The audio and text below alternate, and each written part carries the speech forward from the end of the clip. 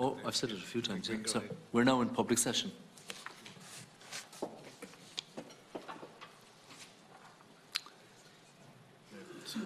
Okay, so we're now in public session, so we're now to consider the public petitions. Petition number 1818, Ms Josephine Bowles.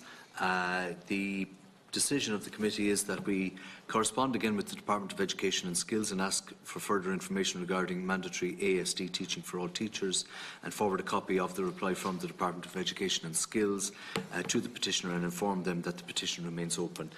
Is that agreed? Agreed. Yeah, and just to, in agreeing with what we've decided, is there any merit in also inviting in Minister McGrath? Yes. Are you making a proposal? I'm only asking. I am on the basis that it straddles both departments, and that I do believe that there is a need to have a joined-up approach between the Department of Education, the Department of Health, around the issue of education provision in terms of training in our mainstream schools in particular. So maybe we might just consider that as well, please. Okay, if there's a formal proposal on that, then if that is the suggestion, then I think we should do that. Can I ask a question? Usually when discussing a particular topic, would it be usual for there to be a number of people called in terms of stakeholders? If there is a proposal from a committee member, yeah, it can be considered by the wider committee. Yeah, I'm just wondering then. Just we're reading the petition. I've just actually written a piece of legislation in relation to include the use of inclusion rooms and restraints on people with autism, and it all ties in with the training of teachers working with them. And I'm wondering if one of the organisations that actually would be able to contribute to what that type of training should look like. Maybe that's the petitioner themselves. I don't know, but I'm wondering if, like the likes of As I Am or one of the organisations that are seeking to change the training of teachers in this area. Well, the petition remains open. We want to get a specific response from the Department of Education in respect of the specific question asked by the petitioner. Okay. So there's a proposal to invite the Minister, and you're making a proposal to invite one of the, we'll say, stakeholder groups that works in this specific area. If you're making that formal proposal and you seek the agreement, then it's a matter for the committee then to agree that. Okay. Are you making such a proposal? Yes. Okay, so you're making, well, there's a proposal then to invite As I Am before us to, as part of this petition, to discuss further the very issues in respect of, you mentioned restraint and teaching. It's just one part. That's one element of it. What's touched on in the well, if that's agreed, let's agree that. Agreed? Okay, agreed. Thank you. So I'm going to move on to the next petition then. And the next petition for consideration is petition 3618 from Mr Paul Kavanagh. The petition concerns the Fermoy Weir on the River Blackwater in Cork, in County Cork. I propose that we correspond with Cork County Council asking for an update on the status of this issue, that we would forward a copy of the reply from the Department of Communications, Climate Action and Environment to the petitioner and inform them that this petition remains open, and that we would also invite the petitioner and other stakeholders, possibly one other stakeholder, to come before us in this petitions committee for a short interaction in respect of discussing the issues that are at play in respect of the Blackwater in Fermoy. Is that agreed? Because of my own portfolio in my own party, is it possible to give me a very brief outline of what the issues are? Is that possible? Okay. Well, the issue here is in respect of the collapse of the weir on the River Blackwater in Fermoy, and is also in respect of the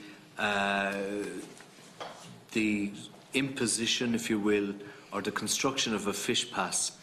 There is a suggested breach of both structures.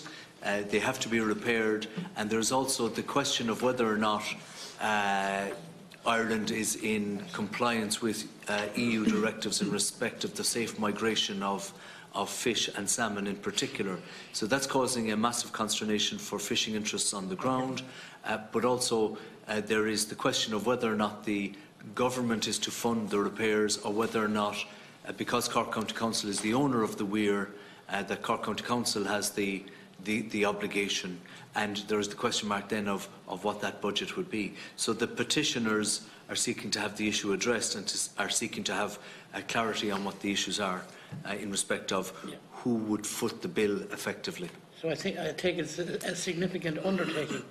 It is a significant undertaking. Okay, I just want clarification on that. Thank you. Thank you. Deputy Buckley. I'd like to second it for the fact that, I mean, for people that wouldn't be familiar with the case, not only the implications of the deterioration of the weir and the implications on the migrating fish, but there's also that from the Blackwater estuary right down to Youghal, so there's huge implications with tourism, sports clubs and so on and so forth. So I mean, it's a vital, I suppose, piece of infrastructure for East Cork as well, so it is very, very, very important. So thank you, Chair. Thank you, Deputy. So we've agreed the proposals there in respect of that petition. And then the next petition for consideration today is petition 819 from Mr Dara Fitzgerald. This petition would like to see the Freedom of Information Act extended to the Office of the Presidency. Do any members wish to? Deputy Cassells. Thanks, Chairman.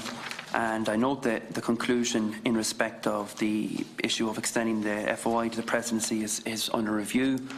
And the advice has been sought from the Office of the AG by DPER. I would point out there's a note there that said it should be noted that from the petitioner talking about the Office of the President subject to the public scrutiny via the CNAG. I'm a member of the Public Accounts Committee. This obviously was very topical last October and so forth, and people questioning whether we should be delving into that particular area. We published our 5th periodic report 2 weeks ago. Within that, we had a chapter on this. I note what the petitioner has said, saying that as a citizen of Ireland who pays my tax, I feel concerned that the spendings of the President are not made public in detail. Now, I would say that the Office of the President has a spend of X that is public. It comes before the Public Accounts Committee. There is an audit committee which we probed as well in terms of its how much it would meet or indeed lack thereof, and that was laid bare prior to the election and indeed since as well.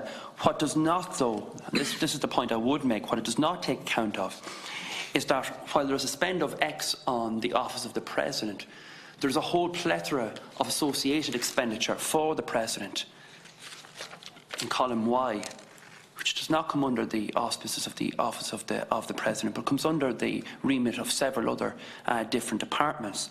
So the petitioners, the response in terms of the President being answerable to CNAG is correct, and there is an audit committee up and running as well. And when we brought the relevant accounting officer in before the Public Accounts Committee, who is the Secretary General of the Department of Taoiseach, they answer on the Office of the President. But what he does not answer for is all of the other additional expenditure. So say on the Guards, which is the Department of Justice, OPW, the Department of Finance, and it's just like local government. Local government, when it comes to, and it's not answerable to the PNAC, but when we discuss it, it has a plethora of different funds flowing into it. A myriad of things, as the CNAG has said. The Office of the President is nearly on a par. Nothing could top the local government situation, but the Office of the President is on a par in terms of there are other departments.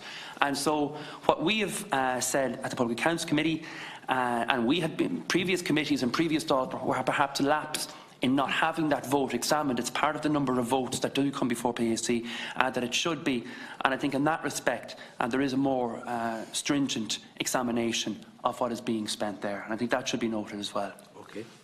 Thank you, Deputy Cassells. So what we are proposing is that we correspond with the Department of Public Expenditure and Reform, asking for an update on the issue when available, with a view to reviewing this within a 6-month time frame, and forward a copy of the response from the Department to the petitioner and inform them that the petition remains open.